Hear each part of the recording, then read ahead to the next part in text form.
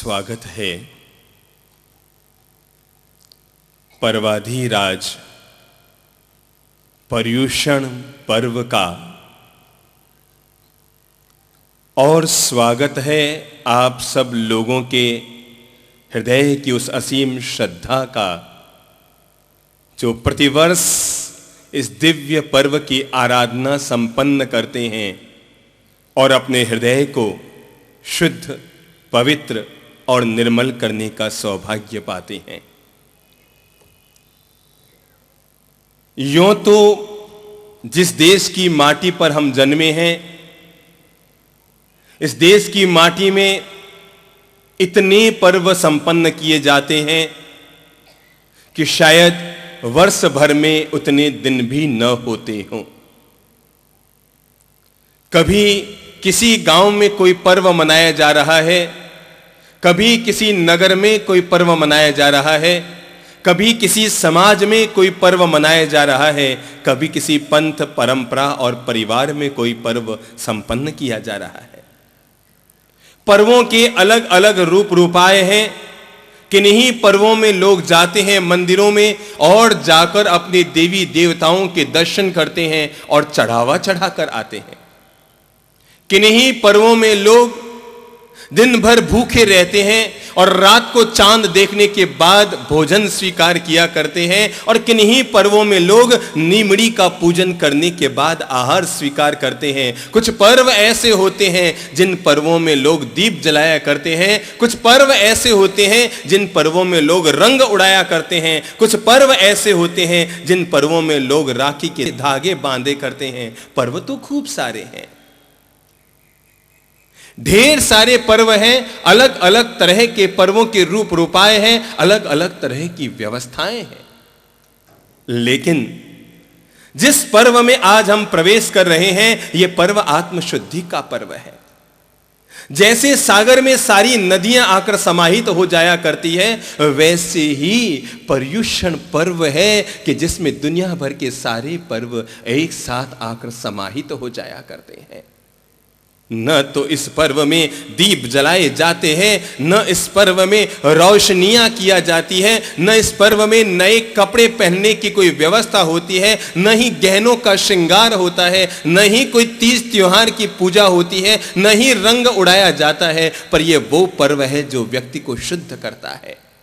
ये वो पर्व है जो व्यक्ति की भाव दशा को निर्मल करता है। ये वो पर्व है जो व्यक्ति के अंतःकरण को निर्मल और पवित्र करता है। अरे ये तो वो पर्व है जिसमें व्यक्ति के भीतर का अहम तो मिट जाता है और भीतर में सोया हुआ अरहम जग जाया करता है।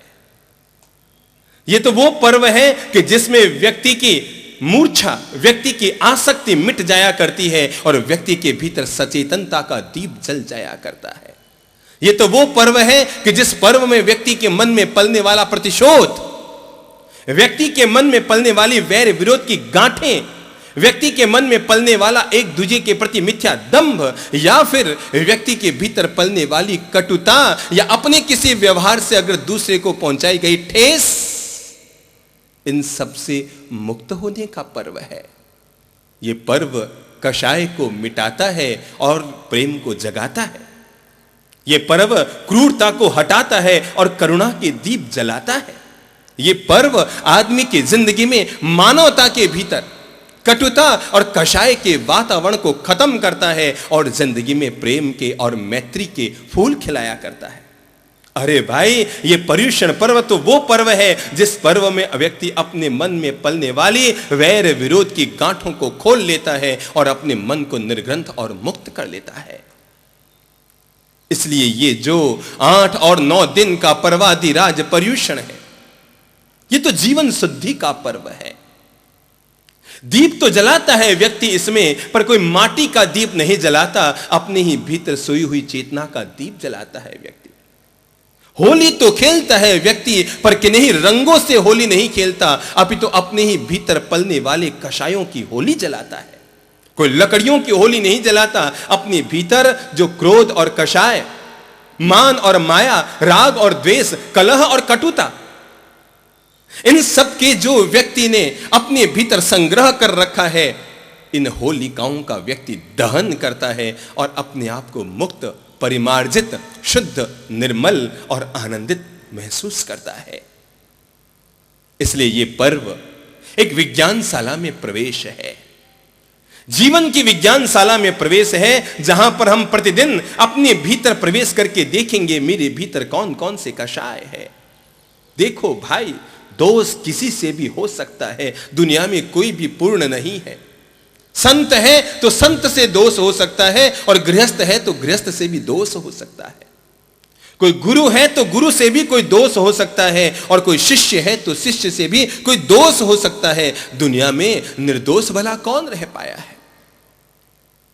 और तो और भगवत पुरुषों के जीवन में भी कहीं ना कहीं से कोई दोष की चेतना, कहीं ना कहीं कोई दोष का आवरण उनकी चेतना पर आ जाता है, और जीवन में किसी प्रकार का दोष उनसे संभावित है। दोष होना ये हर किसी व्यक्ति के जीवन में संभावित है, लेकिन ये पर्युषण पर्व के वो पर्व है जहां पर व्यक्ति उठाता है साबुन। साल भर तक व्यक्ति साबुन घिसता रहा, कभी लक्स, कभी पियर्स, कभी रेक्सोना, कभी डव।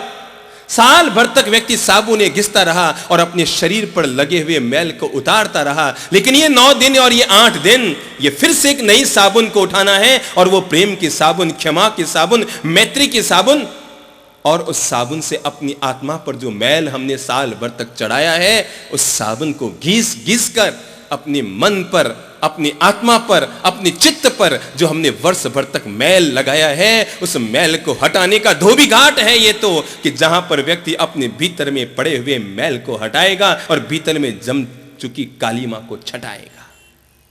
ये 9 दिन का, ये 8 दिन का वो धोबी घाट है कि जहां पर व्यक्ति अब तक तो तन को धोता रहा, कपड़ों को, वस्त्रों को धोता रहा, अब वस्त्रों को नहीं, कपड़ों को नहीं, अब तन को नहीं। तन को तो बहुत मांजा जा चुका है, अब मांजना है मन को। और ये पर्व व्यक्ति के मन को मांजता है, व्यक्ति के मन को शुद्ध और पवित्र करने की प्रेरणा देता है। ये व्यक्ति की मनोदशा को सुधारता है, व्यक्ति की भाव दशा को निर्मल और पवित्र करता है। इसलिए ये तो अपने आप में प्रयोगशाला है। हम 8 दिन तक प्रयोग करेंगे, कुछ आज कोशिश करेंगे, देखेंगे, टटोलेंगे मेरे मन में किस किस के प्रति कषाय है, मेरे मन में किस किस के प्रति द्वेष की ग्रंथि है, मेरे अंतर मन में किस किस के प्रति विपरीत भाव अब तक जगे चुके हैं। मैं उन सब से अपने आप को मुक्त करने का प्रयास करूंगा। और ये पुनः पुनः आज भी हम करेंगे। थोड़े कर्म आज धोएंगे, जरूरी नहीं है कि आज धुप जाए, कल फिर धोने का प्रयास करेंगे, परसों फिर धोने का प्रयास करेंगे। अरे कपड़ा इतना गंदा हो चुका है कि 5-7 बार साबुन नहीं लगाएंगे तब तक ये पूरी तरह से साफ होने वाला नहीं। और हम 9 दिन तक लगातार प्रयास करेंगे कि अपने मन की दशा को हम किस तरह की सुधार सकें। ये 8 दिन वर्ष भर के शुद्धिकरण के दिन है। ये पर्युषण के दिन व्यक्ति के वर्ष भर के शुद्धिकरण के दिन है, मनोदशा को शुद्धि करने के दिन है, भाव दशा को शुद्ध करने के दिन है। इसलिए अगर इन दिनों में मंदिरों में रोशनी हो या न हो कोई खास बात नहीं। अगर आपके मंदिरों में आपने दिए जलाए कि नहीं, मोमबत्तियां जलाई कि नहीं, और बल्बों की रोशनी की कि नहीं, कोई खास बात नहीं है। क्योंकि ये पर्व मंदिरों में रोशनी करने के लिए नहीं है, ये पर्व तो अपने आप को रोशन करने के लिए है। ये पर्व केवल मंदिरों को रोशन करने के लिए नहीं, ये पर्व तो अपने आप को रोशन करने के लिए है। ताम झाम और इन सब व्यवस्थाओं से मुक्त होकर, दिखावा, आडंब और पहनावे से मुक्त होकर व्यक्ति शांत भाव से अपने भीतर उतरता है, झांकता है, परखता है। ओह, तो मुझसे वर्ष भर में ये दोष हुए, मैंने इन लोगों का दिल दुखाया, मैंने तब अपनी वाणी का इस तरह से व्यवहार किया कि उस वाणी के व्यवहार से मैंने अमुक लोगों के दिलों को दुखाया है। मैं जाऊंगा उनके घर और जाकर उनको सॉरी कह दूंगा। हाँ, मैंने तब ऐसा व्यवहार किया था कि उस व्यवहार के कारण लोगों के दिलों को मैंने दुख पहुंचाया। मेरे वाणी के कारण, मेरे व्यवहार के कारण, मेरे कृत्य के कारण, मेरे कर्म के कारण और मेरे किसी भी प्रकार के व्यवहार के कारण अगर किसी के अंतःकरण को जरा सा भी ठेस लगी, थोड़ी सी भी ठेस लगी, थोड़ी सी भी पीड़ा हुई, तो मैं अपने अंतःकरण को शुद्ध करके जाकर उनसे क्षमा मांग लूंगा। मेरे भाई याद रखना, ये सिद्धांत तो तब से लेकर अब तक मानवता के लिए कल्याणकारी रहा है कि दुनिया में क्षमा देने वाला महान नहीं होता, दुनिया में महान होता है तो क्षमा मांगने वाला महान होता है। प्रतिशोध कभी महान नहीं होता, वैर विरोध कभी महान नहीं होता। अरे एक सम्राट के प्रतिशोध की बजाय एक भिखारी की क्षमा कहीं ज्यादा महान हुआ करती है। एक सम्राट के दिल में अगर प्रतिशोध पल रहा है, वैर विरोध पल रहा है, कषाय की ग्रंथि पल रही है, एक सम्राट के कषाय और वैर विरोध के बजाय किसी भिखारी के द्वारा मांगी गई क्षमा कहीं ज्यादा महान होती है। याद करो, उन घटनाओं को याद करो जो घटनाएं आपके मन को दुखी कर रही है। आपने यूं ही किसी का अपमान कर दिया, आपने गुस्से में आकर किसी को दो कटु शब्द कह दिए, आपने लोभ में आकर किसी के प्रति गलत व्यवहार कर दिया, आपने माया में आकर किसी का अपमान कर दिया, आपने मान और अहंकार में भरकर किसी के दिल को दुखी किया और किसी का समाज में अपमान करने का प्रयास किया। हर चीज का व्यक्ति आत्मावलोकन करे कि मेरे द्वारा इस तरह के गलत व्यवहार, गलत कर्म, गलत कृत्य किए गए और मैं आत्मावलोकन करके उनसे मुक्त हूं। देखो भाई, अगर आपने किसी के प्रति गलती की है, याद रखना, जब तक आप उस गलती को नहीं सुधार लेते, अपनी भूल के लिए माफी नहीं मांग लेते, भले ही आप अहंकार के पुतले बनकर रह जाएं, पर याद रखना आप अपने आप को कभी शांत महसूस नहीं कर पाएंगे। माफी मांगना यानी अपने आप का उपचार करना है। अगर आपको लगता है किसी प्रकार का आपके द्वारा कोई कृत्य किया गया, किसी का उससे आपका दिल दुखा, आपने किसी के मन को दुखाया, किसी को पीड़ा दी और उसके बाद आप बीमार पड़ गए हैं, आप रोग से मुक्त होने के लिए पहला प्रयोग कीजिए, जिसके प्रति आपके अंतर्मन में वैर विरोध के भाव है, आप उसके घर जाइए। माफी एक दवा है जो आपके मन को शुद्ध, पवित्र और निरोगी बनाती है। माफी मांगना एक दवा है और आप जैसे ही उससे माफी मांग लेंगे, आप महसूस करेंगे थोड़े आप हल्के हो गए हैं। भले आज ही प्रयोग करके देख लेना। जैसे ही आप माफी मांग लेंगे, जैसे ही आप किसी से क्षमा मांग लेंगे, क्षमा मांगने के साथ आप महसूस करेंगे आप थोड़े बोझ से हल्के हो गए हैं, थोड़ा दिल आपका हल्का हो गया है, अपने आप को आप स्वस्थ महसूस करेंगे, अपने मन को आप प्रसन्न महसूस करेंगे। भले ही आप सास हैं, हो सकता है गलती बहू से हुई हो, पर आपने छोटी सी गलती पर इतना ज्यादा माहौल बिगाड़ दिया था, इतनी ज्यादा डांट डपट कर दी थी, इतना ज्यादा गुस्सा कर बैठे थे कि जिससे विगत 4 महीने से लगातार घर का माहौल खिंचा खिंचा खिंचा रहा। प्रयोग करके देखना, आज कर लेना, कल कर देना, जिस दिन तुम्हारी आत्मा गवाही दे उसी दिन कर लेना, और जिस दिन यह प्रयोग कर लोगे समझ लेना उसी दिन तुम धार्मिक हो गए, उसी दिन पर्युषण हो गया, उसी दिन संवत्सरी हो गई, उसी दिन पापों से मुक्त हो गए और निर्भर हो गए। और प्रयोग ये करना, बहू के पास जाना, थोड़ी हिचक तो आएगी क्योंकि अब तक आदत नहीं रही है छोटों से सॉरी कहने की, तो थोड़ी हिचक आएगी।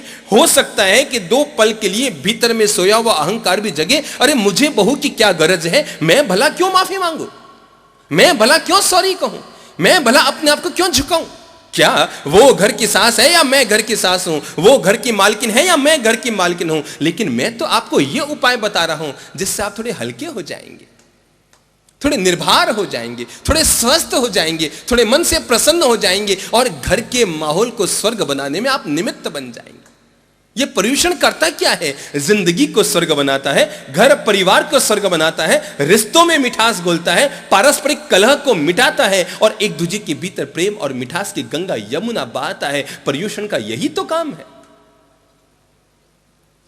पर्युषण यही तो करता है। और आप ये प्रयोग करके देखना, मन अगर गवाही दे दे तो आज ही कर लेना, और लगे नहीं अभी सोचना बाकी है तो सोच लेना, आज सोच लेना, कल सोच लेना, परसों और सोच लेना, 6ठे दिन, 7वें दिन, 8वें और 9वें दिन सोच लेना। लेकिन याद रखना, अंतिम दिन सोचते सोचते अगर आपका मन ये गवाही दे मैं सॉरी कहूंगी, तो समझना ये तुम्हारे पुण्य का उदय है, और गवाही दे कि मैं सॉरी नहीं करूंगी तो समझना ये तुम्हारे जीवन में पाप का उदय है।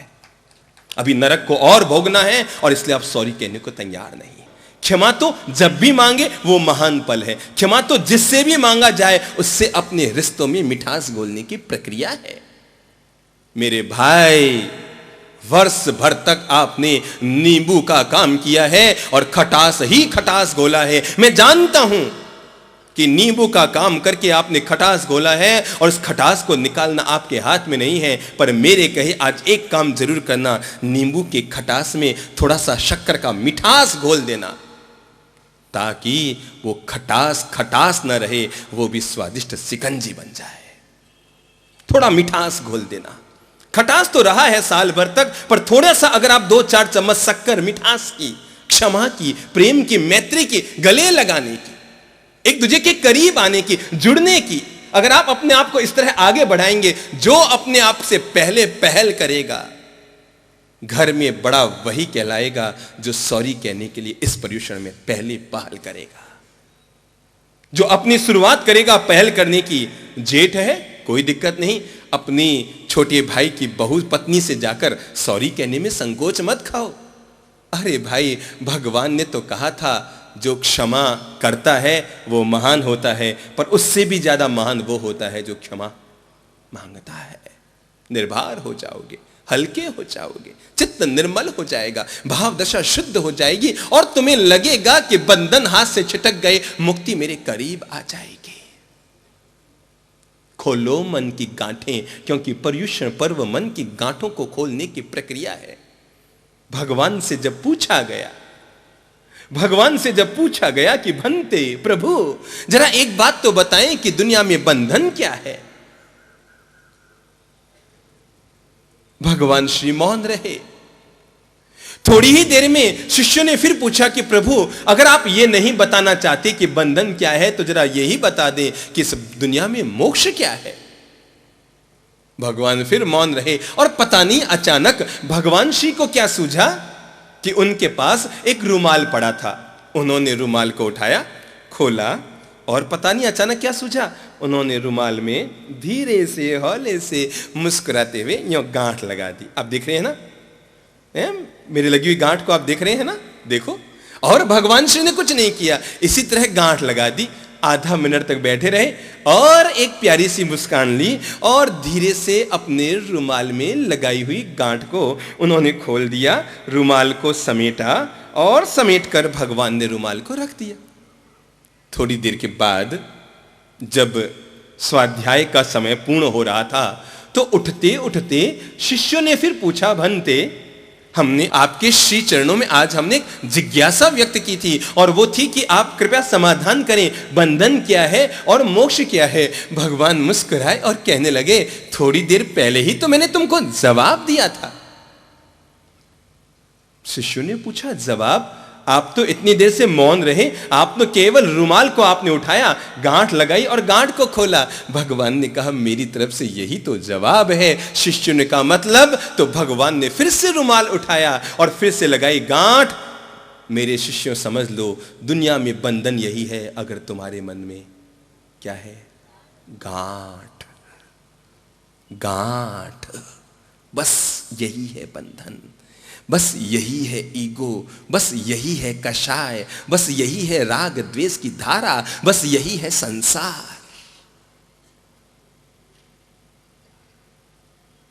तो शिष्यों ने कहा, फिर मोक्ष क्या है? भगवान ने कहा, एक पल की घटना मोक्ष है और वो है इस अपने मन की गांठ को खोल लो। जिसने खोली मन की गांठ वो मोक्ष के करीब गया और जिसने बांधी मन में गांठ वो संसार के दलदल में धंसता चला गया। इतना सा तो विज्ञान है धर्म का, कोई लंबे चौड़े शास्त्र पढ़ने की जरूरत थोड़ी है। मेरी माता जी, मेरी बहनों, थोड़ा सा ही बड़प्पन दिखा दो और अपने आप को धार्मिक बनाने के लिए तीर्थों में जा पाओ या न जा पाओ, मंदिर जा पाओ या न जा पाओ, 8 दिन के उपवास कर पाओ या न कर पाओ, पूजा आराधना ले पाओ न ले पाओ, चढ़ावा चढ़ा पाओ न कर पाओ, बोलियां बोल पाओ न बोल पाओ, केवल इतना सा कर लो। अगर आप बहू है तो भी, सास है तो भी, देरानी है तो भी, जेठानी है तो भी, भाई है तो भी, पिता है तो भी, बेटे हैं तो भी, केवल एक काम कर दो, वो है खोल लो, खोल लो, खोल लो और वो अपने मन की गांठ खोल लो और सॉरी कहने का बड़प्पन दिखा दो। बस पर्युषण इसके अलावा हमसे और कुछ नहीं चाहता, कुछ नहीं चाहता। केवल इतना सा चाहता है कि मन की गांठ खोल लो और सॉरी कहने का बड़प्पन दिखा दो। जिसने किया सॉरी, जिसने कहा सॉरी, जिसने कहा मिच्छामि दुक्कडम, जिसने मांगी क्षमा, भगवान ने कहा उसकी पूरी हुई आराधना। और जो न मांग सका ये क्षमा, वो सामायिक तो करता रहा, प्रतिक्रमण तो करता रहा, सफेद कपड़े पहनता रहा, सत्तों के सत्संग सुनता रहा, आगमों का श्रवण करता रहा, संवत्सरी का उपवास करता रहा, पर भगवान कहते हैं फिर भी भवसागर में भटकता रहा। क्यों? क्योंकि क्षमा न मांग सका, सॉरी न कह सका, अपने मन की गांठ न खोल सका और मिच्छामि दुक्कडम का पवित्र पाठ मुंह से उच्चारित न कर पाया। ताम झाम इस पर्व की आत्मा नहीं है। जलने वाली रोशनी और बल्ब, जलने वाली मोमबत्तियां और दिए कि मंदिरों की फूलों से सजावट की जाए, इस पर्व की ये आत्मा नहीं है। इस पर्व की आत्मा तो मन को निर्मल करने की है, हृदय को निर्मल करने की है, अपनी भाव दशा को निर्मल करने की है। ये तो पर्व बातों को सुलझाने का पर्व है, उलझाने का पर्व नहीं है। सावधान रहना, इन 9 दिनों में कोई भी बात उलझ न जाए, सुलझा लो। जो वर्ष भर में कोई बात हो गई है, कह दी गई है, भूल से निकल गई है, ज्ञात या अज्ञात, जाने या अनजाने, होश या बेहोश, किसी भी रूप में तुम्हारे द्वारा किसी भी प्रकार का कोई अच्छा या बुरा व्यवहार किसी के प्रति हो चुका, लेकिन उस व्यवहार ने अगर किसी के मन को ठेस पहुंचाई, सुलझा लो। इसलिए ये पर्व सुलझाने का पर्व है, उलझाने का पर्व नहीं है। इसलिए इन 9 दिनों में भूल चूक कर किसी से उलझना मत। कोई कुछ कह दे, मजाक कर दे, व्यंग्य कर दे, तुम्हारा अनादर कर दे, तुम्हारे प्रति गलत व्यवहार कर दे, आपके प्रति गलत टिप्पणी कर दे, तो भी उससे उलझना मत। क्योंकि ये पर्व किस काम के लिए है? उलझने के लिए नहीं है। किसके लिए? सभी बोलो तो, सुलझने के लिए है। जो उलझने बन चुकी है, जो उलझने हम बांध चुके हैं, जो गांठें हम बांध चुके हैं, इन उलझनों से बाहर निकलने के लिए, उन उलझनों को मुक्त करने के लिए और अपने अंतर मन को सुलझाने के लिए है मेरे भाई। अरे देखो तो सही, लोग तो कितने महान होते थे। बड़े बड़े सम्राट भी अपनी गलती होने पर क्षमा मांग लिया करते थे। और जिसने मांगी क्षमा, जिसने कहा सॉरी, जिसने दिया मिच्छामि दुक्कडम, पाप से मुक्त हो गया। बड़ी प्यारी कहानी है, बड़ी प्यारी कहानी है। और कहानी इतनी सी है, बात तब की है जब गुलामों का जमाना था। जमाना गुलामों का था। और मैं जिसकी कहानी कह रहा हूं वो मोहम्मद साहब के नाती खलीफा हुसैन की है। इस्लाम के जो अंतिम पैगंबर हुए मोहम्मद साहब, उनका जो नाती हुआ जिसका नाम था खलीफा हुसैन, उसकी कहानी है। पर कहानी तो किसी की भी हो, चाहे आगम की हो या पिटक की या कुरान की हो या बाइबल की, जो कहानियां मन को प्रभावित करती है, मन को बदलती है, जीवन को दिशा देती है, वो हर कहानी पढ़ी जानी चाहिए, सुनी जानी चाहिए। जमाना गुलामों का था और गुलाम अगर छोटी सी भी गलती कर दे तो राजा उसे केवल मृत्यु दंड देता था, और कोई दंड की वो प्रथा जानता ही नहीं था, और कोई व्यवस्था वो जानता ही नहीं था। किसी ने छोटी सी भी गलती की, ले जाओ इसको सूली पे लटका दो, ले जाओ इसको फांसी पे लटका दो, ले जाओ इसको जहर का प्याला पिला दो, ले जाओ इसका कत्ल कर दो। बस दंड के नाम पर एक ही दंड, और वो था मृत्यु दंड, सजा ए मौत, बस। और एक दिन खलीफा हुसैन राजमहल में बैठा हुआ सुबह की नमाज अदा कर रहा था। उनका गुलाम हाथ में भगोने में गर्म पानी लेकर जा रहा था, तपेले में गर्म पानी लेकर जा रहा था। संयोग की बात थी कि जहां पर राजा सम्राट नमाज अदा कर रहे थे, वहीं पर उसके हाथ से भगोना छिटक गया। गर्म पानी की कुछ बूंदें जाकर गिरी खलीफा हुसैन पर।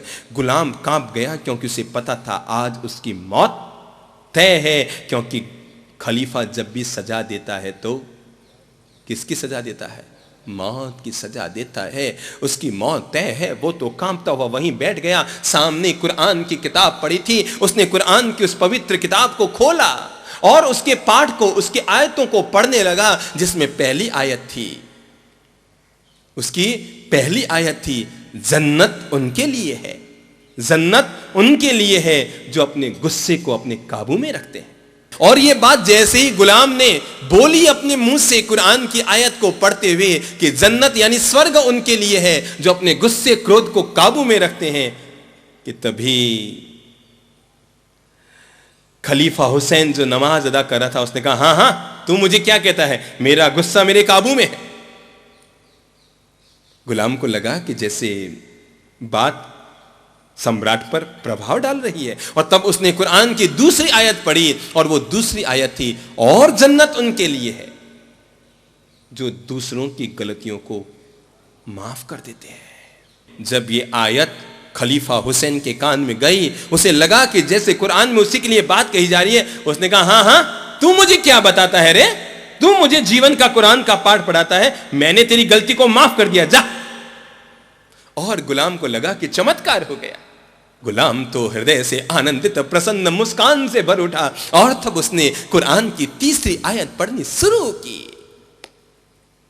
और वो तीसरी आयत थी, खुदा उनसे प्यार करते हैं जो औरों के प्रति दयालु होते हैं। जब ये बात खलीफा हुसैन के कान में गई, वो नमाज को पढ़ती हुई, नमाज को चलती हुई, नमाज को बीच में छोड़कर खड़ा हो गया। उसकी आत्मा ऐसे हिल गई, उसे लगा कि कुरान की तीसरी बात भी उसी के लिए कही जा रही है, क्योंकि वो जीवन भर केवल क्रूर ही क्रूर रहा, वो क्रोध में ही जिया, लोगों को दंड ही देता रहा, क्रूर ही बना रहा। उसे लगा कि जैसे ये बात भी उसी के लिए कही जा रही है, और उसने झट से अपनी जेब में से दिनारों की थैली निकाली, और निकालकर उसने गुलाम के हाथों में 500 दिनारों की थैली सौंपी, गले लगाया, कहा, जा, मैंने तुझे गुलामी से मुक्त कर दिया, ये दिनारें साथ में ले जा। गुलाम तो चला गया, लेकिन उस सम्राट खलीफा हुसैन के जीवन को प्रेम, शांति और आनंद से भर गया। और तब खलीफा हुसैन को लगा कि दुनिया में कहीं स्वर्ग है तो वो क्रोध में नहीं, वो दुनिया में कहीं स्वर्ग है तो वो प्रेम और शांति में है।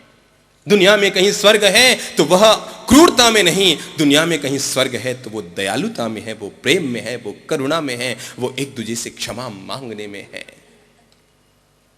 वो एक दूसरे से सॉरी कहने में आदमी के जीवन का स्वर्ग है। गुलाम तो चला गया, पर जाते जाते सम्राट की आत्मा को सुधार गया। और तब सम्राट ने जो अब तक लोगों को दंड देता था, उसने लोगों को प्रेम देना शुरू कर दिया। जो लोगों की गलतियों पर गुस्सा खाया करता था, वो उन गलतियों पर शांति से सोचना शुरू कर दिया। और जो अब तक औरों के प्रति क्रूर बना रहता था, वो औरों के प्रति दयालु हो गया। बात तब की चली गई, पर जिंदगी भर तक याद रखने की बात हो गई, और वो है, खुदा उनसे प्यार करते हैं जो दयालु होते हैं, जन्नत उनके लिए है जो अपने गुस्से को, सभी बोल लो, सभी बोल लेंगे, एक साथ हम बोलेंगे इस पर्युषण के पहले दिन, प्रेम और शांति और आनंद से एक स्वर में हम बोलेंगे, जन्नत उनके लिए है जो अपने गुस्से को अपने याद रखना, याद रखना और जीवन भर याद रखना। और जन्नत उनके लिए है जो दूसरों की गलतियों को, ईश्वर और खुदा उनसे प्यार करते हैं जो औरों के प्रति दयालु होते हैं। यही तो कहता है पर्युषण, यही कहता है कल्पसूत्र, यही है आगमों की आत्मा, और यही है जीवन की सीधी सादी सरल धर्म की परिभाषा। बस सीधा साधा धर्म का सरल सौम्य मार्ग है ये। अगर आप भगवान श्री कृष्ण के अनुयायी हैं, तो प्रभु तो हमारे लिए जीवन का वो पाठ छोड़कर गए कि मेरे भक्तों, जीवन भर याद रखना, अगर मैं शिशुपाल की 99 गलतियों को माफ कर सकता हूं, कृष्ण अपने हर भक्त से कहते हैं कि जीवन भर याद रखना, मैं अगर शिशुपाल की 99 गलतियों को माफ कर सकता हूं, तो तुम ये पर्युषण पर्व में केवल एक काम करना, किसी की 9 गलतियों को माफ करने का बड़प्पन जरूर दिखा देना। भगवान कृष्ण इस पर्युषण पर्व पर हमसे यही तो कहते हैं। महावीर हमें जीवन का यही तो पाठ पढ़ा रहे हैं मेरे वत्स, कि मैं अगर मेरे कानों में कीले ठोके जाए साधना काल में, और मैं उन कानों में ठोके जाने वाले कीलों को प्रेम और शांति से सहन कर रहा हूं, तो केवल एक काम करना, अगर मेरा भक्त है, साल भर मंदिर न जा पाया कोई दिक्कत नहीं, मेरी पूजा न कर पाया कोई दिक्कत नहीं, मेरी माला न जप पाया कोई दिक्कत नहीं, मेरे मंत्रों का उच्चारण न कर पाया कोई दिक्कत नहीं, मेरे नाम पर 2 पैसे खर्च न कर पाया कोई दिक्कत नहीं, पर एक काम करना, मैंने अगर किसी के द्वारा कानों में ठोके जाने वाले कीलों को प्रेम से सहन किया, तो केवल एक एक काम करना, तुम्हारे कानों में किसी के 2 कड़वे शब्द आ जाए तो शांति से सहन कर लेना, बस तुम्हारा पर्युषण हो जाएगा, तुम्हारी संवत्सरी हो जाएगी, तुम्हारी मुक्ति हो जाएगी, तुम्हारी शांति मिल जाएगी, तुम प्रेम में, मैत्री में और जिंदगी के आनंद में फूल बन जाओगे। केवल इतना सा काम कर लेना, मेरे कहे इतना सा काम कर लेना। प्रभु महावीर इतना ही तो हमसे कहना चाह रहे हैं और इतना ही हमारी जिंदगी में कराना चाह रहे हैं, और इसीलिए वो प्रतिवर्ष पर्युषण पर्व देते हैं। मैं सोचा करता हूं ये हर वर्ष कहां, 10 साल में एक बार दे देते हैं, 20 साल में एक बार, जिंदगी में एक बार कर लो, प्रतिवर्ष देते हैं। क्योंकि कषाय, क्रोध, वैर, विरोध, गांठें रोज बरोज हम बांधते हैं। भगवान कहते हैं खोल लो। अच्छा तो ये होगा, अगर आज गलती हुई है तो आज ही सॉरी कह दो। जब तक तुमसे किसी के प्रति कोई गलती हुई है और जब तक अपनी ओर से सॉरी नहीं कह देते, अपनी ओर से क्षमा नहीं मांग लेते, अपनी ओर से मिच्छामि दुक्कडम नहीं दे देते, भगवान कहते हैं तब तक पानी भी मत पियो। क्योंकि गलती की है तो माफी मांगने का बड़प्पन दिखाओ। और अगर लगता है तुम्हारे भीतर इतना बड़प्पन नहीं है तो 15 दिन में एक बार आत्मावलोकन कर लो और जिसके प्रति कोई गलती हुई है उसको सॉरी कह दो। लगता है ये भी नहीं कर सकते, भगवान कहते हैं महीने में एक बार। जो झुका रहता है वो आम के रस से भरा रहता है, जो अकड़ा रहता है वो कच्ची केरी केवल अचार डालने में काम आती है और कोई काम नहीं आया करती। मिठास से आदमी तभी भरता है जब झुकता है। घड़ा पानी में है, जिंदगी भर तक पानी में है, जिंदगी भर तक पानी में है, लेकिन वो घड़ा याद रखे पानी में रहकर भी कभी उसके भीतर पानी नहीं आता। क्यों? क्योंकि वो झुकता नहीं। और जिस दिन घड़ा पानी में झुक गया उस दिन प्रेम के पानी से लबालब भर जाएगा। जिस दिन झुक गया, जिस दिन झुक गया, अरे अपनी जिंदगी में प्रेम, मिठास, विनम्रता का ग्रीस अपनी जीवन की गाड़ी में लगाए रखिए। अपने परिवार की गाड़ी में, जीवन की गाड़ी में, घर की गाड़ी में, व्यापार की गाड़ी में विनम्रता का, प्रेम का, मिठास का ग्रीस लगाइए, ताकि जो जिंदगी में खटर खटर खटर खटर चल रही है वो थोड़ी कम हो सके, ये खटर पटर थोड़ी कम हो सके और जीवन की गाड़ी आराम से चल सके। थोड़ा ग्रीस लगाइए प्रेम का, विनम्रता का, मिठास का, और ये ग्रीस जीवन की गाड़ी की खटर पटर को कम करेगा। जे नमे ते सहु ने गमे, जो झुकता है वो सबको अच्छा लगता है। विनम्र आदमी सबको सुहाता है। हम तो भगवान से रोज कहते हैं, भगवान कभी तुम्हें लगे कि हमसे कुछ छीनना है, कभी तुम्हें लगे कि हमसे कुछ छीनना है तो जो हमारी संपदा दिखाई देती है सारी छीन लेना। तुम्हें लगे कि तुम्हें कुछ छीनना है तो हमारी ज्ञान को छीन लेना। अरे हम जो अच्छा बोल पा रहे हैं उसको छीन लेना। पर भगवान एक कृपा करना, हमारी जिंदगी से एक चीज कभी मत छीनना, और वो है हमारी विनम्रता। इस विनम्रता को हमसे कभी मत छीनना, क्योंकि जहां पर विनम्रता है वहां सब कुछ है, और जहां विनम्रता नहीं वहां कुछ नहीं। लिख लो अपनी जीवन की डायरी में, अहंकार में आदमी फूल तो सकता है पर फैल नहीं सकता है। ये पर्युषण पर्व, ये आत्मशुद्धि का पर्व, ये हृदय शुद्धि का पर्व, ये कषाय मुक्ति का पर्व, ये अपने अंतःकरण को, अपने अंतर मन को निर्मल और पवित्र करने का दिव्य पर्व है। ये हमें यही तो कहता है कि ज्ञात और अज्ञात में भूल संभव है। आदमी भूलों का पुलिंदा है, भला किससे भूल नहीं होती। जो भूल पे भूल करे उसे शैतान कहते हैं, जो भूल करे उसे इंसान कहते हैं, लेकिन जो अपनी भूल को सुधार ले उसे दुनिया में भगवान कहते हैं।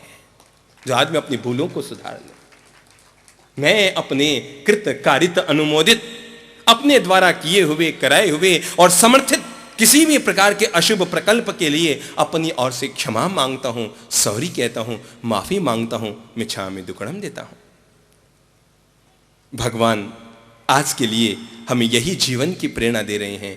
खोल लो मन की गांठें, निर्ग्रंथ हो जाओ बांधी हुई है जो गांठें, बहू के प्रति, सास के प्रति, देरानी जेठानी के प्रति, ससुर के प्रति, अपने देवर के प्रति, अपने भाई के प्रति, अपने परिजनों के प्रति, अपने मित्रजनों के प्रति, अपने व्यापारी जनों के प्रति, अपने समाजजनों के व्यक्ति, अपने गांव के किसी व्यक्ति के साथ, अपने नगर के किसी व्यक्ति के साथ, और तो और 84 लाख जीव योनि में कोई भी प्राणी कहीं रह रहा है और उसके साथ जाने अनजाने में तुम्हारे द्वारा किसी प्रकार की कोई गांठ बांध ली गई, खोल लो। मेरे कहे खोल लो, मेरे कहे खोल लो, और इस खोलने मात्र से आप सुखी हो जाएंगे, इस खोलने मात्र से आप धार्मिक हो जाएंगे। मेरे भाई खोल लो इनको। हम एक नगर में थे, व्यक्ति ने 15 उपवास किए। छोटा नगर था, 15 उपवास किए। तो जिसने 15 उपवास किए उसने अपनी ओर से पूरे गांव के भोजन का आयोजन रखा, सारे परिजनों के लिए भोजन का आयोजन रखा, पूरे गांव के लिए क्या कहते हैं उसको, न्यात का भोजन, जीमणवारी रखी। करीबन 10-12 हजार लोगों का खाना बना। जिस दिन भोजन था उस दिन सुबह सुबह समाज के कुछ प्रमुख व्यक्ति आए और आकर कहने लगे, साहब थोड़ा सा आपको एक काम करना है। हमने कहा फरमाइए। कि साहब थोड़ी सी एक उलझन है, उसे आप लोग अगर चाहेंगे तो वो सुलझ जाएगी, नहीं तो वो हमेशा के लिए बनी रह जाएगी। हमने कहा बताइए काम क्या है। और उन्होंने कहा साहब जिनके 15 उपवास का पारणा है और जिनकी तरफ से आज भोजन है, ये सगे 2 भाई हैं और इन दोनों भाइयों में लगभग 20 साल से परस्पर दुश्मनी पल रही है। एक दूसरे के घर नहीं जाते, ब्याह शादी में नहीं जाते, बातचीत नहीं करते, बोलचाल नहीं करते, एक दूसरे के घर का पानी नहीं पीते, एक दूसरे के घर का नाम नहीं लेते। इतना इन लोगों में आपस में बैर और विरोध है कि जिस समारोह में एक भाई जाता हो उस समारोह में दूसरा नहीं जाता। जैसे शादी का कार्ड देने जाओ तो वो पूछ ही ले, साहब आप उसके यहां भी देकर आए हैं क्या? वो कहे हाँ, तो अपना कार्ड वापस ले जाइए। इतना वैर विरोध है इन दोनों भाइयों में। आप कुछ करें, क्योंकि आपके वचनों का प्रभाव पड़ सकता है और आपके वचनों से शायद इन दोनों भाइयों का वैर विरोध कम हो सकता है। हमारा तो काम यही है भाई, वैर विरोध को मिटाना और प्रेम की गंगा यमुना बहाना। हमारा तो हर शहर में जहां जाते हैं पहला काम है, याद रखना जो साधु होते हैं वो कभी झगड़े नहीं कराते, वो हमेशा प्रेम बढ़ाते हैं। और जो समाज में झगड़े करा दे, समझो वो कभी साधु होते नहीं है। साधु का काम है प्रेम घोलना, संत का काम है मिठास घोलना। अरे संत ही अगर दूरियां पैदा कर देंगे तो दुनिया में मिठास घोलने की जवाबदारी हम किसको सौंपेंगे? ईश्वर ने धरती पर मिठास घोलने की जवाबदारी इन संतों को दे रखी है। तो हम लोग गए उनके घर, समाज के 5-10 प्रतिष्ठित लोग थे, बड़े भाई के था तो हम छोटे भाई के घर गए। जैसे हम घर गए, शायद वो थोड़ा बहुत समझ भी गया होगा कि महाराज क्यों आए हैं आज। जैसे हम घर गए, वो घर के दरवाजे तक आया, हमारा सम्मान पूर्वक भीतर लेकर गया। हम लोग बैठे और अब बात कहाँ से शुरू करें? तो शुरू करते ही हमने पहली बात यहीं से शुरू की। हमने कहा आज तो बड़े सौभाग्य की बात है, आपके घर की ओर से पूरे समाज का भोजन है। तो झट से बोल पड़ा, नहीं महाराज जी आप गलत बोल रहे हैं, हमारे घर से नहीं है, वो जो हमारा भाई है उसके घर से, मेरा कोई लेन देन नहीं है उसमें। मैंने कहा हाँ जी आपका कोई लेन देन नहीं है। पर मैंने कहा बात क्या है? आपका कोई लेन देन नहीं है, बात क्या है? कहा नहीं साहब आप नहीं जानते, वो बड़े अहंकारी हैं, हर बात में ईगो पालते हैं। समाज के बीच मेरा उन्होंने अनादर कर दिया। हमारे बेटी का आना जाना, बोल चाल, लेन देन, वाणी व्यवहार, ब्याह शादी, मरना पड़ना सब हो गई, पर हम एक दूसरे के घर नहीं गए। मैंने कहा कोई बात नहीं, पर आज तो आप आ जाइएगा ना, मैं आपको बुलाया हूं। कहते के साथ वो तो बिल्कुल तन्नी गई, नहीं साहब ऐसा नहीं हो सकता। और उसने 25 तरह की जो बड़े भाई ने गलतियां की थी, एक पर एक दनादन सुनाता गया। अरे साहब आपको नहीं मालूम, आपको आए 2 महीने हुए हैं, आपको आए 2 महीने हुए हैं। अरे मेरे बड़े भाई ने मेरे साथ क्या क्या किया, मेरी जमीन में वो किया और उसने वो किया। देखो भाई, किसी की गलतियां निकालोगे तो 100 गलतियां मिलेगी। आप अगर मुझ में गलतियां निकालेंगे तो आपको 99 मिलेंगी, और विशेषताएं निकालेंगे तो भी 99 मिलेंगी। ये तो आप पर निर्भर है कि आप गलतियां निकालते हैं, विशेषताएं देखते हैं। एक प्रयोग करें, आपके सिर पर देखें क्या है, क्या है? आपके सिर पर क्या है? बाल। और बाल के ऊपर क्या है? पांडाल, है ना? इस पांडाल का रंग कौन सा है? देखो तो ऊपर सफेद है ना। अच्छा छोड़ो पांडाल को, ये मेरी जो चदरिया है ना आपको नजर आ रही है? अच्छा आप बताइए इस चदरिया का रंग कैसा है? सफेद। एक चमत्कार करो, 10 सेकंड में इसको काला करो। करो, 10 सेकंड में काली हो जाएगी, बिल्कुल काली हो जाएगी। अरे ये चदरिया नहीं, इस पूरे पांडाल को 10 सेकंड में काला किया जा सकता है, इस सफेद पांडाल को। और काम केवल एक करना पड़ेगा, आप काला चश्मा लगा लीजिए, सब कुछ काला नजर आता है। जिसकी जैसी नजरें वैसा ही नजारा होता है। उतारो अपने इन काले चश्मों को, जिन चश्मों ने हमेशा औरों के दोषों को देखा है, जिन्होंने हमेशा औरों की बुराइयों को देखा है, जिन्होंने हमेशा औरों के विपरीत तत्वों को देखा है। इस चश्मे को उतारो ताकि तुम औरों की अच्छाइयों को भी देख सको, समझ सको। ये जो हमने काले चश्मे लगा रखे हैं, इन चश्मों ने हमेशा औरों की बुराइयों को देखा है। और तो और अपने बाप की भी बुराइयां नजर आती है, भाई की भी बुराइयां नजर आती है। जिसको हम चाहते हैं उसकी अच्छाइयां नजर आती है, और जिसको हम नहीं चाहते हैं उसकी बुराइयां नजर आती है। क्यों? सीधा साधा सिद्धांत है ना। आदमी ना तो अच्छा है ना बुरा है, अगर हम चाहते हैं तो हमें अच्छाइयां नजर आएगी, और जिस इंसान चाहना बंद कर दिया तो बुराइयां नजर आएगी। क्यों ना हम सबको चाहें ताकि सब में हमें अच्छाइयां ही नजर आए। हम क्यों ना सबको चाहना शुरू कर दें ताकि सब में हमें अच्छाइयां नजर आए। अपनी बहू को भी चाहें, बेटे को भी चाहें, पड़ोसी को भी चाहें, देरानी को, जेठानी को, सास को, सबको चाहें। अब वो आदमी बिल्कुल तन नहीं गया, नहीं महाराज ऐसा संभव नहीं है, आप इस बात को छोड़ दीजिए, आप तो दूध वगैरह लीजिए, आप और कोई आदेश दीजिए, आप जो कहें मैं कर दूंगा, आप जैसा आदेश दें जो कहें मैं कर दूंगा, पर प्लीज महाराज जी, गुरु जी आप इस बात को छोड़ दीजिए, ये हमारे बहुत पुरानी कहानी है, इस कहानी को हुए 20 साल हो गए, अब इसमें कुछ नहीं हो सकता, कोई संभावना नहीं है। मैंने उसके सिर पे और कंधे पे हाथ रखा, मैंने कहा भैया एक बात तो कर, तुम्हारे घर में कोई पुराना कैलेंडर है? कहने का मतलब, मैंने कहा ये घटना किस साल में हुई थी? कहने लगे कोई 23 साल पुरानी है। मैंने कहा एक काम करो, मैं इसके सुलझाने का कोई रास्ता देखूं, उस समय क्या मुहूर्त था, क्या बात थी, क्यों हो गया, मुझे 23 साल पुराना कैलेंडर दो। तो वो चौंक पड़ा। उसने कहा महाराज जी आप भी कैसी बात करती हैं, 23 साल पुराना कैलेंडर कोई घर में होता है क्या? मेरे घर में तो 23 साल पुराना कैलेंडर नहीं है, पिछले साल का भी नहीं है, 23 साल पुराना कैलेंडर तो हमारे घर में नहीं है। मैंने कहा भैया तेरे घर में 23 साल पुराना कैलेंडर नहीं है तो ये 23 साल पुराना वैर विरोध कैसे पल रहा है? वर्ष बीतता है तो कैलेंडर उठाकर बाहर फेंक देते हैं, महीना बीतता है तो कैलेंडर का पन्ना फाड़ देते हैं, पर 60 साल बीत गए, आप अपने वैर विरोध के कैलेंडर को अपनी खूंटी में से निकालकर बाहर क्यों नहीं पटक रहे हैं? और मैंने उसके सिर पे हाथ रखा, कंधे पे हाथ रखा, खड़ा किया, मैंने कहा चलो निकल पड़ो, छोड़ो इन वैर विरोध की बातों को, जीते रहे ना वैर विरोध में तो तुम भी नरक में जियोगे और तुम्हारा बड़ा भाई भी नरक में जिएगा। चलो पकड़ के ले आए उसको, और जहां हम ठहरे हुए थे वहां पर बड़ा भाई था, दोनों को आपस में गले मिलाया, दोनों को आपस में गले मिलाया, और इस तरह बिना संवत्सरी लोगों की संवत्सरी हो गई। जो गले मिलाए उसी का नाम तो संत। एक दूजे को गले मिलाए, एक दूजे को करीब लाए, पास में लाए। मिटाओ अपने मन के कषाय, धो अपने मन को, पवित्र कर लो। ये मैं साबुने दे रहा हूं आप लोगों को, कोई मैं प्रवचन नहीं दे रहा हूं, मैं भी अपने मन को धो, आप भी अपने मन को धो। अरे भाई दुनिया में कोई भी आदमी दूध का धुला हुआ तो नहीं है ना, दोस्त तो किसी से भी हो सकता है। संत भी धोए अपने आप को, केवल 8-9 दिन तक प्रवचन ना देते फिर संत कि लोगों को कहें कि वैर की गांठें खोलो, गांठें खोलो, गांठें खोलो। एक बार संत अपने मन के आईने में उतर कर देख लें कि उनके खुद के मन में भी कहीं कोई गांठ है, अगर है तो प्लीज उसे खोल लें, कोई गांठ न रह जाए, कोई वैर विरोध न रह जाए। आप नहीं जानते जन्म जन्मांतर को बिगाड़ देते हैं। अरे ये कमठ की योनि अगर बिगड़ती है, मेघ माली बनता है, तो इसके पीछे कोई न कोई वैर की गांठ ही होती है। पर्युषण का उद्देश्य है गांठों को क्या करना? खोलना। जिसने खोला गांठों को उसकी हुई आराधना, जिसने न खोला गांठों को उसकी हुई विराधना। बस जिसने गांठों को न खोला उसकी विराधना, जिसने खोला गांठों को उसकी आराधना, और गांठों को खोलकर औरों को कहना सॉरी, इसी का नाम है साधना। बस इसी का नाम है साधना कि जब आपने कह दिया क्षमा करें, इस बात को अब खत्म कर दें, कल से अपन मिलजुल कर जिएंगे, एक साथ साथ रहेंगे, एक दूजे के काम आएंगे, एक दूजे के लिए जिएंगे, मरेंगे। और अगर ना खोली मेरी बहनों ये गांठें, मेरे भाइयों अगर ना खोली आपने ये गांठें, कर भी लेंगे तेले, और मन के न मिटे झमेले तो सोचो क्या करेगा तेला।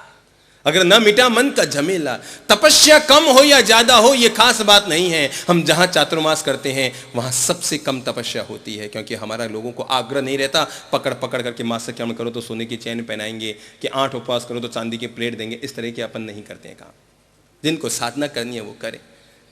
मैं मानता हूं आप ये कह सकते हैं साहब और जगह खूब तपस्या होती है, आपके यहाँ तपस्या कम होती है। मैं कहना चाहता हूँ हमारे यहाँ तपस्या कम होती है, पर एक चीज़ और कम होती है, वो है घर घर की समस्या भी कम होती है। तपस्या कराने का काम सब संतों को सौंपा हुआ है, हमारा काम है घर घर की समस्या को कम करना। और जब समस्या मिट गई तो समझो तपस्या अपने आप सद गई। जो घर घर में समस्या है, जो दूरियां हैं, जो हम लोगों ने बीच में एक दूसरे के प्रति खाइयां डाल रखी है, अपने घर के तालाब में प्रेम का पानी सुखा दिया और पूरे तालाब में झुर्रियां छा गई है, मिट्टी आपस में बट गई है, दरारें पड़ गई है। इन दरारों को पाटना, इन दरारों को दूर करना और इन तालाबों में प्रेम का पानी डालना, कम हुई समस्या, इसी का नाम तपस्या। इसलिए तेला जिनसे हो वो करेंगे, पर उससे पहले मन में अगर कोई झमेला हमने पाल रखा है, कोई समस्या अगर बना रखी है, कोई कषाय का वातावरण अगर हमने घोल रखा है, तो इसको मिटा दें। हम एक शहर में थे और लगभग जहां तक हमें याद है संवत्सरी का दिन था, यानी पर्युषण का जो अंतिम दिन होता है ना, उसे क्या कहते हैं? संवत्सरी पर्व, वार्षिक पर्व, कि जिस दिन व्यक्ति अपने अंतःकरण को शुद्ध, निर्मल और पवित्र कर लेता है। तो संवत्सरी का दिन था, पर्युषण का अंतिम दिन। एक महानगर में हम थे, किसी भाई ने 30 उपवास की तपस्या की और तपस्या के बाद शोभा यात्रा को लेकर, वरघोड़ा जिसे कहते हैं, बैंड बाजा और हाथी घोड़ा, इन सब को लेकर, अच्छा संपन्न अमीर आदमी थे तो उन्होंने थोड़ा सा अपना वैसा रखा और वो पूरे शोभा यात्रा के साथ हमारे यहाँ आए, वो पचक्खान लेने के लिए। संवत्सरी का दिन था, हजारों लोग इकट्ठे थे। किसी ने आकर महाराज श्री के कान में कहा कि महाराज जी, ये जो जिनके 30 उपवास है ना, ये 2 भाई हैं, दोनों में कोर्ट में केस चल रहे हैं, आपस में बड़ा झगड़ा चल रहा है, एक दूसरे घर का पानी नहीं पीते, पर संयोग है कि आज दोनों भाई यहाँ हैं, आप कुछ करें। तो हमने सोचा कि बड़े भाई के तो 30 उपवास है, इसको जैसा कहेंगे मान लेगा भाई, ये तो उपवास, इसको कहेंगे माफी मांग लेगा। इसको जैसा कहेंगे ना, तो जिसके 30 उपवास है उसका मन तो इतना टूट चुका होता है, वो तो अपने आप को इतना शुद्ध, पवित्र, निर्मल कर चुका होता है कि वो तो जब भी कहेंगे क्षमा मांग लेगा। हमने कहा पहले छोटे भाई को समझा। तो छोटे भाई को लेकर हम थोड़ा पीछे गए, पीछे के रूम में गए और उसको जाकर समझाया कि भाई आज संवत्सरी का दिन है, तुम्हारे बड़े भाई ने 30 उपवास किए हैं, मासिक क्षमण कहते हैं ना, मासिक क्षमण, 30 उपवास को क्या कहते हैं? मासिक क्षमण। तो तुम्हारे बड़े भाई ने 30 उपवास किए हैं, तुमने क्या किया है आज संवत्सरी के दिन? कहने लगा महाराज अब आपसे क्या छिपाना, झूठ नहीं बोलूंगा, संवत्सरी को मेरी तो क्या है, गुटखा खाने की आदत है, भूल ही गया संवत्सरी, सुबह सुबह उठा और भाग गया। मैं तो भूल ही गया कि आज संवत्सरी उपवास करना है, पर महाराज अब मैं दिन भर में कुछ नहीं खाऊंगा, सुबह सुबह मैं गुटखा खा गया, मुझे याद नहीं रहा। हमने कहा कोई बात नहीं, तुम्हारे दोनों भाइयों में कोई झगड़ा है? हाँ महाराज जी झगड़ा है। और उसने साफ साफ सारी बात बता दी, ये है, मेरे बड़े भाई ने मेरे साथ ये किया, ज़मीनें दबा ली, ऑफिस भी मुझे नहीं दी, धंधे में मुझे सहयोग नहीं किया, पिताजी चले गए और धन का इस तरह से सारा धन दबा के बैठ गए, ये वो पता नहीं क्या क्या बातें वो कह दी। हमने कहा अब इसे कब तक खींचना है, सोच लो, इसे कब तक खींचना है। याद रखना, रबड़ को ज़्यादा खींचोगे ना तो वो टूट जाएगा, डोरी को ज़्यादा खींचोगे तो वो टूट जाएगी। ज्यादा खिंचाव कभी अच्छा नहीं होता, समय रहते अगर ढीला छोड़ दिया जाए तो बेहतर है। समय रहते अगर ढीला छोड़ दिया जाए तो वो बेहतर है। बात उसके गले उतरी, उसने कहा महाराज श्री आप आदेश दें, संवत्सरी का दिन है, आप जो भी आदेश देंगे गुरुदेव मैं उसे मान लूंगा। तो हमने कहा अपने बड़े भाई से आप सॉरी कह दें, बाहर चले जाएं, पंडाल में चले जाएं, हम बड़े भाई को मंच पर बुलाते हैं, आप उन्हें सॉरी कह दें, मामला खत्म कर दें, ताकि समाज में आपके प्रेम का माहौल भी बन जाए। पहले तो वो थोड़ी सी संकुचाए कि साहब थोड़ा सा वैसे हुए, फिर कहा ठीक है गुरुदेव आप कहते हैं, मैं इसके लिए तैयार हूँ, और आज के बाद मैं सारे केस वगैरह सब हटा दूंगा, और कहेंगे तो कल अपने भाई के घर जाकर भोजन भी कर लूँगा, आपका जैसा आदेश।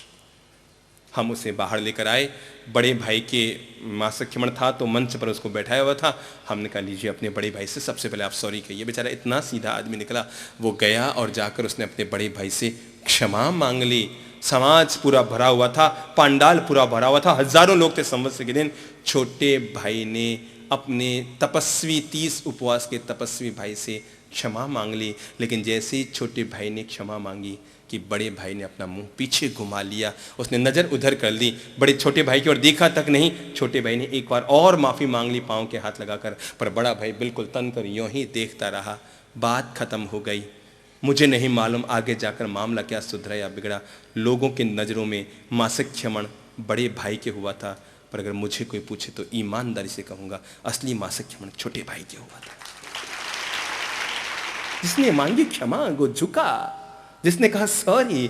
मासिक क्षमण इसी के लिए तो करते हैं कि 1 महीने तक क्षमा में जिएंगे। मास यानी महीना और क्षमण यानी क्षमा में जीना। मासिक क्षमण का मतलब है 1 महीने तक क्षमा में जीने का मानसिक संकल्प। कि मैं अब क्षमा में जीऊंगा, वीतराग भावना से जीऊंगा, कलह, कषाय, क्रोध, गुस्से का माहौल नहीं बनाऊंगा। ये लिया गया संकल्प, यही तो आदमी के लिए मुक्ति का आयाम बनता है। छोटे भाई ने तो गुटखा खाकर भी मासक्यमण कर लिया, पर बड़े भाई ने 30 दिन तक भूखे रहकर भी मासक्यमण का फल ना पा सका। देख लो, कोई गांठ अगर लग गई है, ढीला छोड़ दो, खींचो मत। कभी कोई बात हो जाए ना, उसे खींचो मत, क्योंकि जितनी खींचोगे वो बात उतनी बढ़ती जाएगी। ढीला छोड़ दो। जैसे ही ढीला छोड़ेंगे तो क्या होगा? गांठ थोड़ी ढीली बढ़नी शुरू हो जाएगी और दोनों के पिछले हिस्से को खींचना शुरू करो, बात खत्म हो जाएगी। आप में किसी की जेब में रुमाल है? किसी के जेब में? हाँ, लेके आइए। तो किसी की जेब में रुमाल है? हाँ, ले आइए। कान मनसा ले आइए, दोनों ही ले आइए। आ जाइए, दोनों रुमाल लेकर आ जाइए। देख लीजिए, मैंने आपको मंच पर बुला लिया है, ठीक है ना? ये रुमाल लाए हैं, आप भी ले आइए दादाजी। हाँ जी। आपका नाम क्या है दादाजी? राम रतन जी अरोड़ा। जो कभी न लगाए रोड़ा, उसका नाम अरोड़ा, ठीक है ना? अरोड़ा बंदे नहीं बनते, हटाए रोड़ा तो बन जाए आदमी अरोड़ा। तो ये अरोड़ा जी कौन है इसमें? ये अरोड़ा जी हैं, ठीक है। तो ये है राम रतन जी और ये है कानमल जी, ठीक है ना? इधर के हाथ में कौन है? कानमल जी, इधर के हाथ में राम रतन जी। दोनों में आपस में मन मुटा हुआ तो क्या लगी? गांठ। देखो क्या लगी? गांठ। पर अगर गांठ लगने के बाद भी मन में रहा विवेक, और इस विवेक ने अगर काम किया, तो गांठ की उम्र कितनी रही? खत्म। अगले दिन फिर किसी बात को लेकर हुई बात और लगी गांठ, और कितनी उम्र रही गांठ की? खत्म। पर अगर उस कषाय के वातावरण को, उस गांठ को अगर लंबी उम्र तक खींचते चले गए, तो परिणाम आया, एक लगी गांठ और अगले दिन फिर जैसे सामने मिले, सॉरी नहीं कहा, यूं कर हाँ क्या समझ रखा है, तेरे जैसे कहा नेतागिरी करने, और ये एक गांठ और लगा ली। अब कानमल जी कौन से हैं? ये रे कानमल जी और ये रे राम रतन जी। अब देखो, इधर कानमल जी, इधर राम जी, इधर कानमल जी, इधर ये अरोड़ा जी, ये दोनों खींच रहे हैं, और खींचते खींचते क्या होगा मुझे बताओ? गांठ मजबूत होगी या ढीली होगी? और ये पर्युषण पर्व आदमी को ये विवेक देता है कि जब भी लगे कि छोटी सी गांठ बंदी, अगले दिन सॉरी कह दे ताकि गांठ खुल जाए। और सॉरी न कहा और गांठ पर अगर लग गई गांठ, तो तुम तो चले जाओगे, पर 7 पीढ़ी के लिए ये कानमल जी और ये राम रतन जी आपस में खींचतान चलती रहेगी और दोनों की गांठ बनी की बनी रह जाएगी। धर्म का काम केवल इतना सा है, जाओ अपने घर, अपने परिवार, अपने दुकान, अपने मकान, अपने व्यापार, अपने समाज के बीच और जाकर इन गांठों को खोल लो, निर्गंथ बन जाओ और मुक्त बन जाओ। बस जाइए, बैठ जाइए। तो पर्युषण, ये तो जीवन का वो पाठ पढ़ाता है कि ले जाओ ना गन्ना और ले जाकर गन्ने को छील लो, छीलने के बाद उसे चूसना शुरू करो। मीठा मीठा गन्ना है, पर आपने देखा होगा ना, गन्ने को चूसते चूसते एक भाग ऐसा आता है जिसे हम कहते हैं गांठ। और कहते हैं ना, गांठ में खूब सारा रस भरा होता है ना? गांठ में क्या होता है? रस होता है कि नहीं होता है? रस नहीं होता है, इसका मतलब आप जानते हैं। तो गन्ने की गांठ में रस, पूरा गन्ना रस से लबालब भरा रहता है, पर गन्ने की गांठ में रस नहीं होता। याद रखना, जैसे गन्ने की गांठ में एक बूंद रस नहीं होता, वैसे ही जिस आदमी के मन में गांठ बंधी है, उसकी जिंदगी नीरस हो जाया करती है। नीरस जिंदगी हो जाती है जिसने मन में गांठ बांध रखी है, गन्ने के गांठ की तरह है।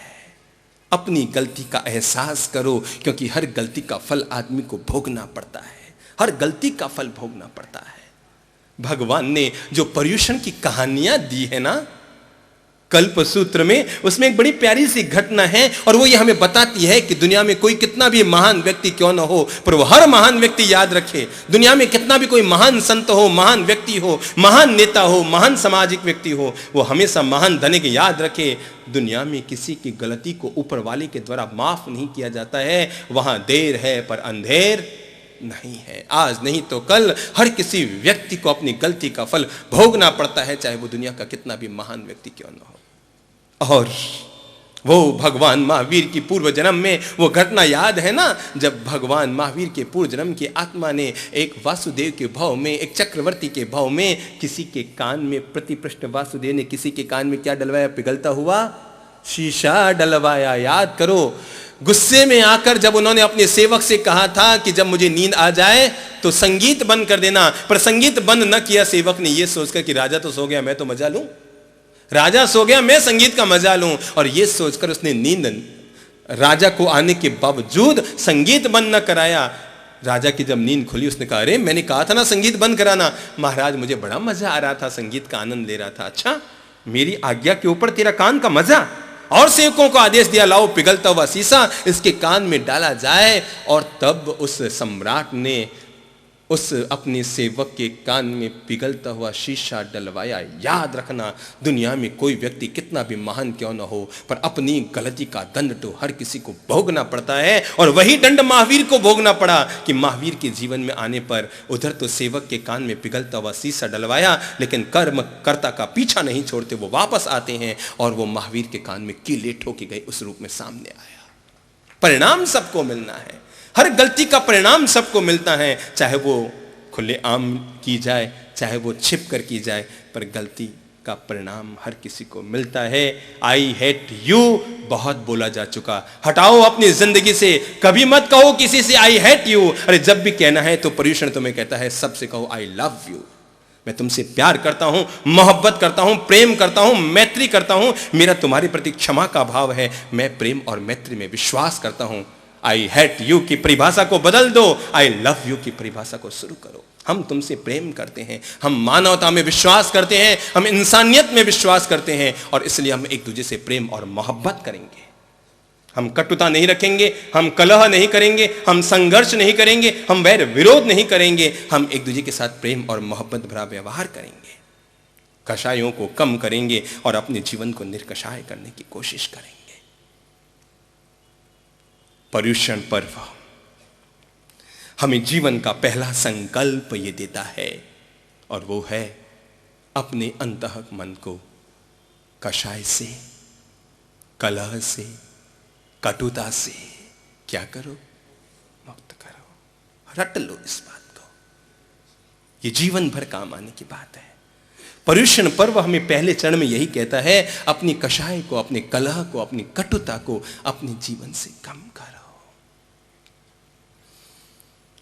सुन सुन रे, सुन सुन रे, सुन सुन रे, सुन सुन रे, सुन सुन रे मारा लोभी रे जीवड़ा, एक दिन हंस लो उड़े जासी, एक दिन हंसो उड़े जासी। सुन सुन रे मारा लोभी रे जीवड़ा, एक दिन हंसो। बहुत प्यारा गीत है, अपनी कमर सीधी कर ले, ये तो जीवन में त्याग और वैराग्य को पैदा करने वाला गीत है।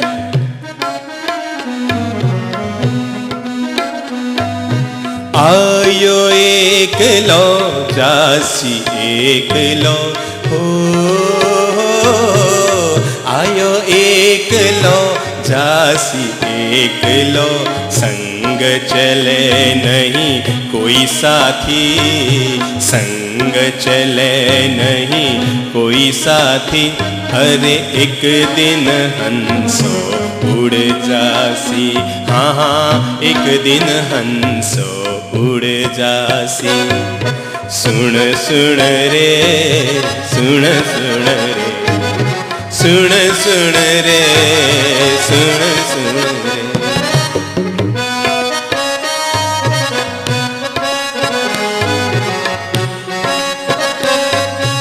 आनंद ले लो, मीठी मीठी ताली का।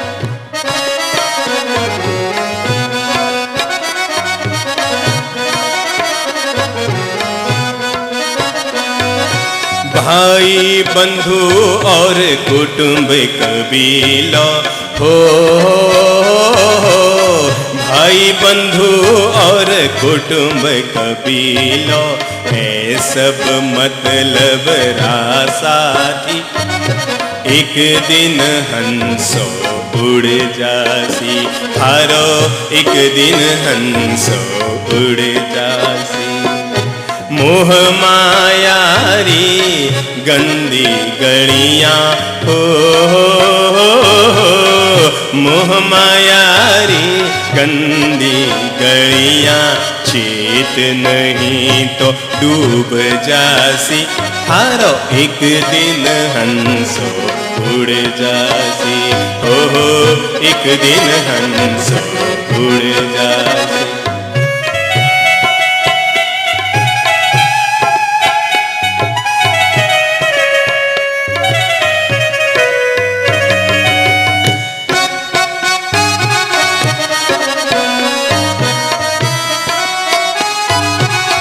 हाट हवेली महल माड़िया हो,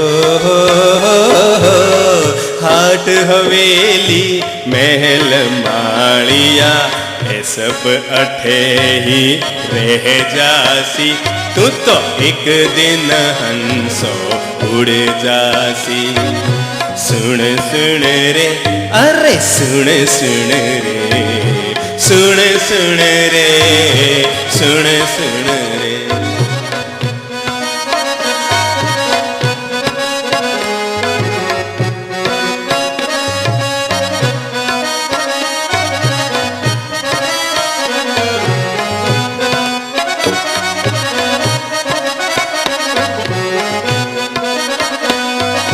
दिन दिन बीती जाय उमरिया हो,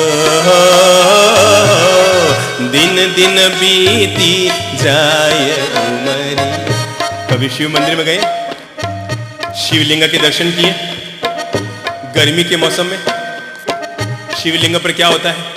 पानी की एक मटकी होती है, और मटकी में क्या होता है? छेद होता है, छेद में से पानी टपकता है। क्या बता सकते हो कि कौन सी बूंद अंतिम बूंद होगी और घड़ा कब खाली होगा? पता नहीं लगता किसकी जिंदगी का घड़ा कब खाली हो जाएगा। अरे ये तो वो खिलौना है, जितनी चाबी भरी है राम जी ने उतना चले खिलौना। दिन दिन बीती जाय उमरिया हो, दिन दिन बीती जाय उमरिया, भजन बिना तू पछतासी, भजन बिना तू पछतासी, हर एक दिन हंसो उड़ जासी, हो एक दिन हंसो उड़ जासी। सुन सुन रे, सुन सुन रे, सुन सुन रे, सुन सुन।